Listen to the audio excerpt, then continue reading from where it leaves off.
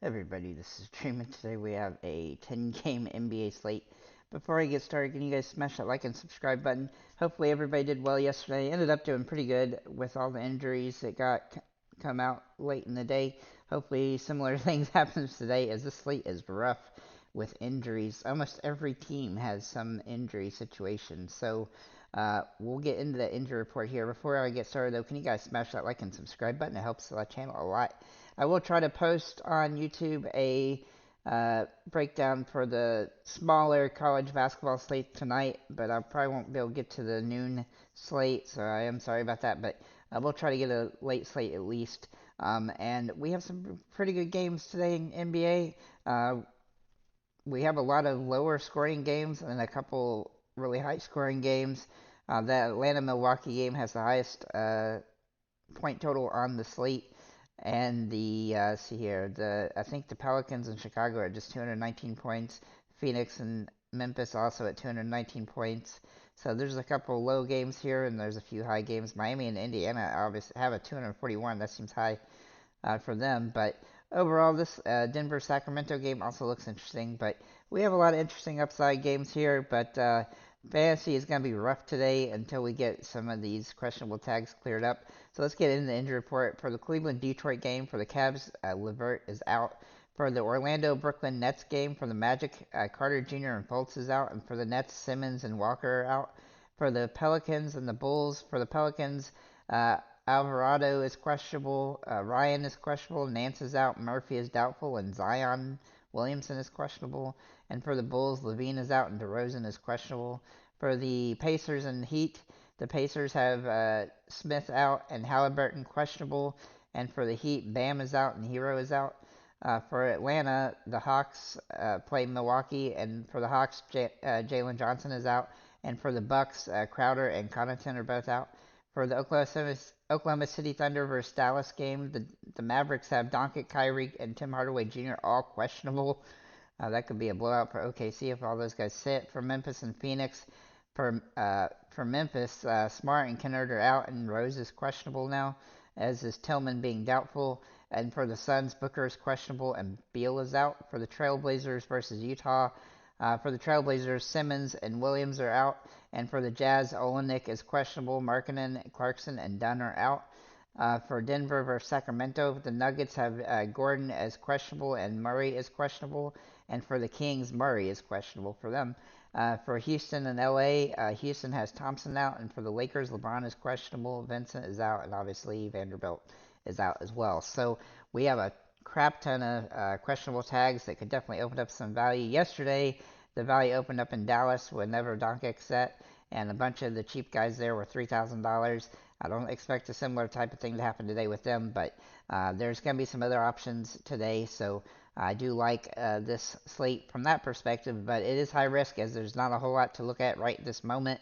But I will talk about a couple players I think are probably the kind of guys that you're going to want to mix into your lineups today and hopefully mix with some solid value plays as we get that information throughout the day. So we're going to start at the top here with Garland.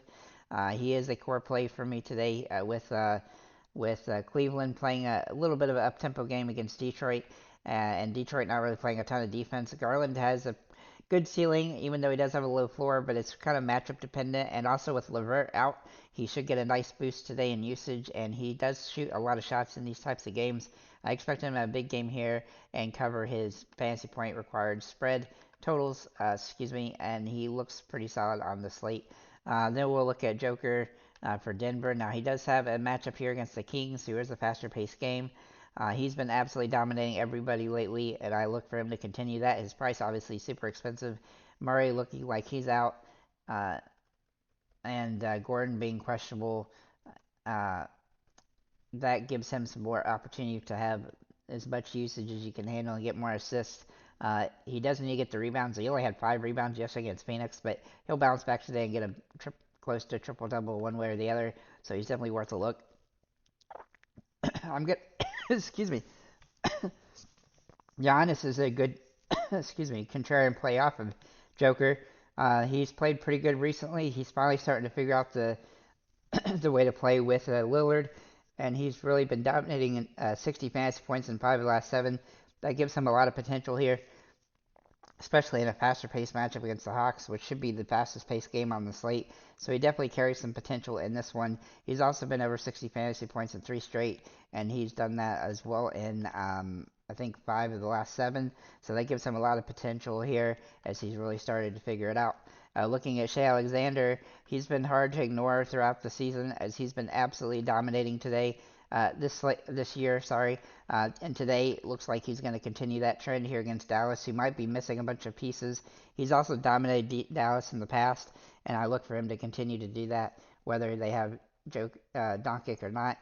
He's played very well all season long, and he's only had a couple floor games throughout the season. The risk here with him is it gets blown out, and he only plays 3 quarters, but I do think he plays 3.5 or so quarters at the minimum, and he should be good to go here and have a good fantasy point game. The stud players are available today in 3 with Joker, Giannis, and him, and you can feel confident with any of them, and hopefully we can open up and get 1 or 2 of them in our lineups when we get more value as it gets put together today. Then we'll look at Evan Mobley for. Let's see, type Mobley for Cleveland. Now, he's played very well since Jarrett Allen got back into the lineup. He's been actually more consistent since then, and so he gets a nice upside matchup here against Detroit, and he has some nice potential in this game. He's been playing pretty well. He scored 40 fantasy points the last time he played Detroit this year, and this being another game that I think he'll have some good potential. He really has a pretty good floor, and he's a decent price today, so he's definitely worth a look. And then we'll look at Keontae George here for Utah, who has some really good potential in this game. With all the other guards basically out for the Jazz outside of Sexton, he's going to get plenty of minutes and plenty of usage as a starter. The real concern here is that he doesn't always get enough peripheral points to pay off, but with all the guys out and them in a plus matchup against Portland, he definitely has some upside here. He's actually faced Portland twice already this season and averaged 33 fantasy points a game against them, so I look for that to continue. As for the rest of the possibilities, I'm going to go through the teams real quick and kind of give you some ideas of who might be good if these guys get ruled out. For the Pelicans, obviously, if Zion is ruled out, that will give Ingram a nice boost, as well as McCollum, who is back now, especially if the other guards are ruled out. For the Bulls, if DeRozan doesn't play, then Caruso will get a little bit of a boost and some of the cheap options there. For the Pacers, this is a kind of a tricky spot because they are playing Miami with Halliburton being questionable. That would open up some of the Nembhard types from the team, but they do have a tough matchup against the Heat, and I don't usually like to use guys against the Heat, so that does keep them pretty avoidable. For the Mavericks, we would look at the potential option of all these guys being out again. However, the super cheap guys like Hardy and Green and are not as cheap as they were yesterday, but Curry is still $3,000, so they will definitely have some potential today if those guys end up sitting out. Then we'll look at the Grizzlies with Rose being questionable and Tillman being doubtful. This definitely opens up a couple options, but they definitely carry a ton of risk. I'm trying to find their team here. Where did they go? Memphis. So that would open up some, for Gilliard again, and even maybe Conchar if he plays.